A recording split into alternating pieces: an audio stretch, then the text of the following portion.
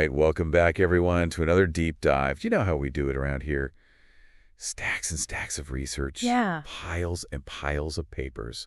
We read it all, You do. so you don't have to. That's right. And today, fascinating stuff. we're going small. Tiny. Microscopic, even. Microscopic. We were talking about red blood cells. Red blood cells, yeah. And we've got some great sources here. We're going to be talking about how they're structured. Yeah, it's really cool. I mean, What they do. how they work. And what happens when they What happens when things go wrong? don't work right. Also, Exactly. it can be really a big deal. One of the things that really stood out to me in the research was just how important Oh, they're these essential. teeny tiny little cells Yeah, absolutely. are, like the unsung heroes Totally. of the body. I mean, without them, we're not doing anything. Nothing. Nothing at all. So let's talk about their journey first. They're busy. Because one source mentioned that a single red blood cell travels the equivalent of circling the Earth 3 times That's amazing. And during its lifespan. That's like it's an incredible journey. running a marathon. Yeah. Every second. Ultra marathon. All day. Ultra marathon, yeah. For 120 days straight. That's what these cells are doing. They're constantly on the move. It's incredible. They don't stop. So that really speaks Well, they have to, to right? the efficiency Yeah. of the circulatory system. I mean, think about it. They're going through your capillaries. They're navigating this, incredible network of blood vessels Right. to make sure that oxygen gets to every single cell in your body. It really makes you appreciate everything Yeah. your body's doing, even when you're just like sitting here, Right. Even if you're just vegging out on the couch. listening to a podcast. Your red blood cells are like, nope, we're working. Busy, busy. Gotta go. Another thing that stood out was Yeah, what's that? the shape. The shape, yeah. Like little donuts. little tiny donuts. Biconcave discs is the technical term. Yeah, biconcave discs. Donuts, I think, gets the point across. Why that shape?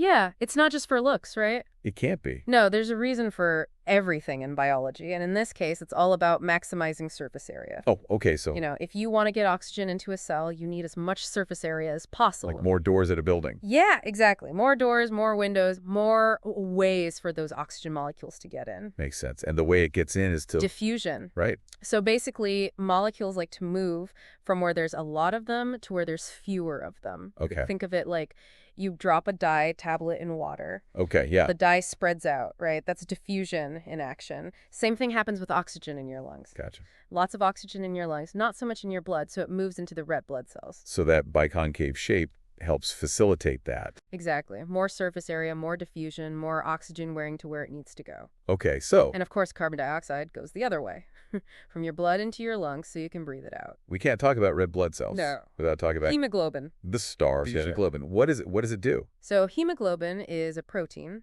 and it's what gives red blood cells their color, that bright red color. Oh, okay. But more importantly, it's what allows them to carry oxygen. Each hemoglobin molecule has these iron atoms, Iron. Okay. and each iron atom can bind to an oxygen molecule. Got it. So picture this. One red blood cell packed with millions of hemoglobin molecules, each carrying oxygen. That's a lot of oxygen. It is. One red blood cell can carry 1 billion oxygen molecules. 1 billion. Wow. That's a lot of zeros. And that's just one cell. Think about how many red blood cells are in your body. Yeah, I'm kind of getting lightheaded thinking about all those oxygen molecules flitting around in there. It's pretty wild when you think about it. And get this, hemoglobin doesn't just carry oxygen. What? There's more? Oh, yeah. It also helps transport carbon dioxide away from your cells. So it's like a 2-for-1 deal. Exactly. It brings in the good stuff and takes out the trash. Very efficient. So efficient.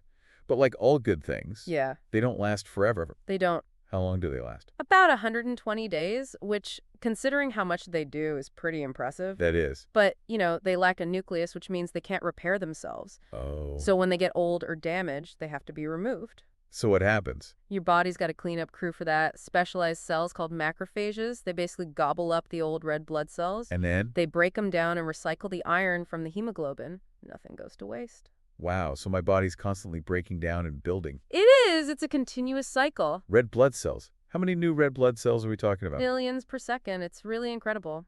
It is incredible, but, sometimes things don't go according to plan, right? Right. Things can go wrong. And that's when we start talking about things like anemia. Anemia, yeah. That's basically when you don't have enough healthy red blood cells to carry enough oxygen to your tissues. There are a few different reasons why that might happen, right? Yeah, there are a few different types of anemia. So one of the most basic ones is just not having enough red blood cells in general. Right. You're not making enough of them. And that could be due to blood loss? Blood loss, yeah. Certain infections? Infections can mess things up. Or not getting enough of certain nutrients? Nutrients are key, like iron, for example. And the sources mentioned vitamin B12. B12, yeah, that's a big one.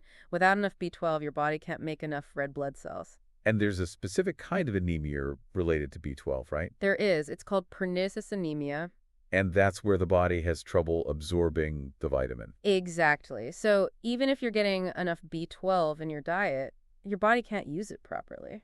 Okay, so that's one type. Right. Not enough red blood cells in general. Right. Then there's not enough hemoglobin, Not enough hemoglobin, yep. which I guess would also mean not enough iron. Usually, yeah. Iron's a key component of hemoglobin, remember? I do. So if you don't have enough iron, Your body can't make enough hemoglobin. and then your red blood cells can't carry Not enough oxygen. enough oxygen. Got it. And that's a problem. Big problem. Yeah, you need oxygen. And then there are genetic conditions, Ah, yes, the genetic stuff. like sickle cell Sickle cell, yeah. and thalassemia. Thalassemia, right. Those are a bit more complex. They sound a little more complex, yeah. These conditions affect the structure of hemoglobin itself. So instead of just not having enough, the hemoglobin you do have isn't working properly. So, like with sickle cell, The shape. the shape Yeah. of the actual cell is different. Exactly. The hemoglobin is abnormal, and it causes the red blood cells to become sickle-shaped. And that can be problematic. It can. Those sickle-shaped cells can block blood vessels, which can cause all sorts of problems.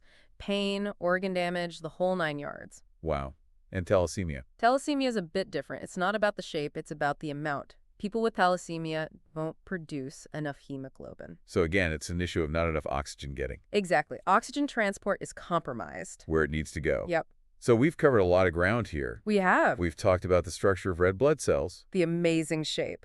that biconcave disc, Tiny donuts. the amazing role of hemoglobin, The superstar molecule. and what happens when things go wrong. Yeah, anemia is no joke. It really is remarkable how these tiny cells It is, isn't it? can have such a huge impact on the entire body. Absolutely. They're tiny but mighty, that's And for sure. There are. So knowing how important they are And how they're constantly working. and how our body's constantly Making new ones. making new ones, breaking down the old ones. Recycling. Recycling, yeah.